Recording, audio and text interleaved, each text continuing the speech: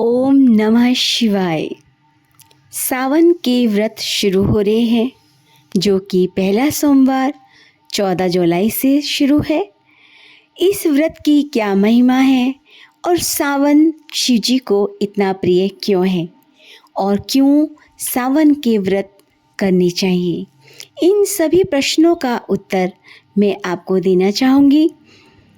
सावन के समय में जो समुद्र मंथन हुआ था, उसमें देवी देवता एक साथ इकट्ठे हुए थे और जो उसमें से विष निकला था, सभी देवता और सभी दैत्य सब लोग डर गए।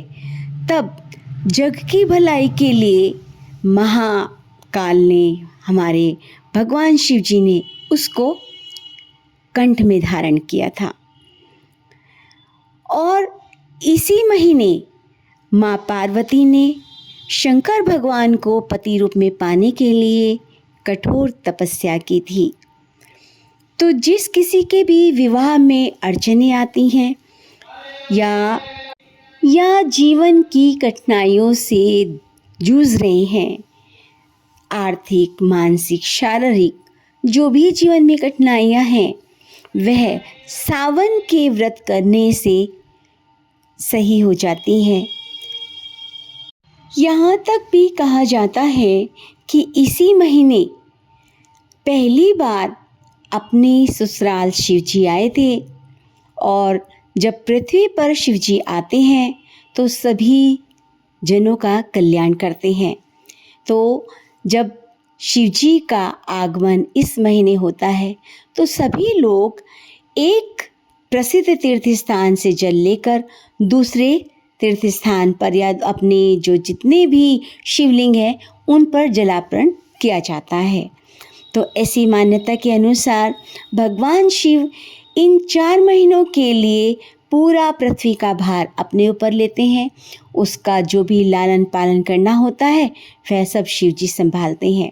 तो शिव जी की प्रसन्नता के लिए सोमवार का व्रत उनको अति प्रिय है। जल से उनका जो अभिषेक किया जाता है वह उन्हें अत्यधिक प्रसन्नता देता है। जो भी व्रत हम सोमवार को करते हैं और जो पहली बार इस व्रत को करने जा रहे हैं, उनको थोड़े से नियम का पालन करना होता है। जैसे अपने भोजन के समय में या अगर आप व्रत कर रहे हैं तो लहसुन प्याज का सेवन ना करें। दूसरा, सुबह प्रातःकाल आप स्नान करके शिव जी को जल अवश्य ही अर्पण करें। शमी के वृक्ष का फूल और आग धतूरे के पत्ते, बेलपत्री, भांग शिव जी को अत्यंत प्रिय है, तो वह आप शिव जी पर चढ़ा सकते हैं। और साथ ही साथ आपको पूरे दिन, यानी जब तक आपका सावन का व्रत है, वैसे तो कहते हैं किसी की बुराई नहीं करनी चाहिए, पर अगर आप सावन के दिनों में हैं तो इस चीज़ का ध्यान रखना चाहिए कि आपके मुख से किसी के लिए बुराई या किसी के लिए कोई गाली गलौज या अपशब्द ना निकलें। शिव जी की भक्ति में आपको बैठते उठते काम करते हुए लीन रहने की कोशिश करनी चाहिए। यानी आप जो कुछ भी कार्य कर रहे हैं, आप मन ही मन उस नाम जाप को, पंचाक्षरी यानी ओम नमः शिवाय का जाप कर सकते हैं। अपने हाथ से किसी ज़रूरतमंद को जितना दान हो सकता है आप उनको दें। ज़्यादातर सफ़ेद और हरी चीज़ों का दान अगर आप करते हैं तो आपके जीवन में भी हरियाली और शुद्धता और सात्विकता प्रवेश करेंगी और आपकी जितनी भी कठिनाइयां हैं जीवन में, उनका निवारण होगा।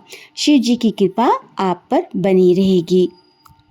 हम अगर व्रत भी नहीं कर पाते हैं तो कोशिश ये करें कि हम किसी का बुरा ना सोचें, किसी के बारे में कोई बात ना करें। हम जब भी किसी दूसरे से बात करते हैं तो तीसरे की बात आती है, तो वह तीसरा कौन होना चाहिए? वह तीसरा स्वयं ईश्वर होना चाहिए। हम उसकी चर्चाएं करें, उनकी बात करें, उनके भजन गाएं, उनके बारे में अच्छी अच्छी बातें करें। और यह तो सृष्टि का नियम है। कि आप जो भी कुछ सोचते हैं, जो भी कुछ बोलते हैं और जो भी कुछ करते हैं वह पलटकर आप ही के पास आता है। जैसे दीवार पर आप कोई बॉल मारते हैं तो पलट के बड़े वेग से आपके पास आती है, उसी तरीके से आपके किए हुए कर्म भी आपके सामने ही आते हैं। तो अगर इस सावन आप शिव जी की कृपा प्राप्त करना चाहते हैं तो अपने मन मस्तिष्क को बिल्कुल सात्विक रखिए, शुद्ध रखिए। किसी की चुगली ना हो, किसी की निंदा बुराई ना हो, किसी के बारे में कोई भी अणगल विचार ना हो। नाम हो तो सिर्फ शिव शंकर जी का, ओम नमः शिवाय का, उनके भजनों का, उनकी बातों का। और अगर आप अस्वस्थ हैं, नहीं जा सकते, तो आप मानसिक जाप कर सकते हैं, मानसिक पूजा कर सकते हैं। आप जहाँ पर भी बैठे हैं वहाँ पर अपने आप को महसूस करें कि आप गंगा स्नान कर रहे हैं। अब गंगा स्नान करके आप सूर्य देव को जल चढ़ा रहे हैं। जल चढ़ाने के बाद आप शिव जी के मंदिर गए हैं और वहाँ पर शिवलिंग का अभिषेक आपने किया है। ये चीज़ें आप शिव जी को चढ़ा रहे हैं। ऐसे बहुत सारी मन आप बहुत सारी भावनाएं कर सकते हैं जो कि शुद्ध हैं और आप अपने घर बैठे उस चीज़ का आनंद ले सकते हैं और इस तरीके से शिव जी को प्रसन्न कर सकते हैं। जब हम उल्टी सीधी बातें बैठे बैठे सोच लेते हैं तो क्यों नहीं अच्छी अच्छी बातें सोचकर पुण्य कमाएं। ओम नमः शिवाय। सबका कल्याण हो, शिव सब पर अपनी कृपा बनाए रखें। सबको शेयर करना ना भूलें। राधे राधे।